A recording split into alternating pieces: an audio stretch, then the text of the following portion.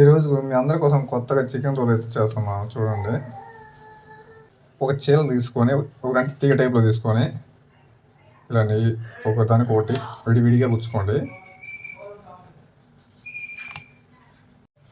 కొద్దిగా కారం, కొద్దిగా ఉప్పు, కొద్దిగా గరం మసాలా వేసి మిక్సింగ్ చేసా. ఇది ప్రాసెస్ అయితే ఫ్రెండ్స్.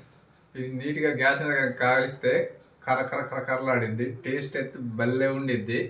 మీరు ఒక్కసారి ట్రై చేయండి, తింటే సూపర్గా ఉండిద్ది.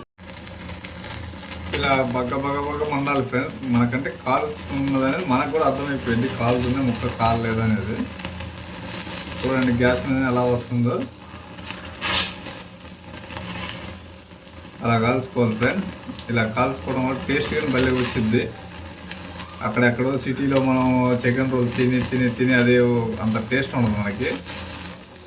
మన ఇంట్లో కాల్చుకున్న చికెన్ రోల్ అయితే భలే నీట్గా ఉండిద్ది ఫ్రెండ్స్. అయితే ఎలా కాలిందో ఇలా కాల్చుకోండి, దూరగా. టేస్ట్ భలే ఉంటుంది ఫ్రెండ్స్, సూపర్గా వచ్చింది ఫ్రెండ్స్.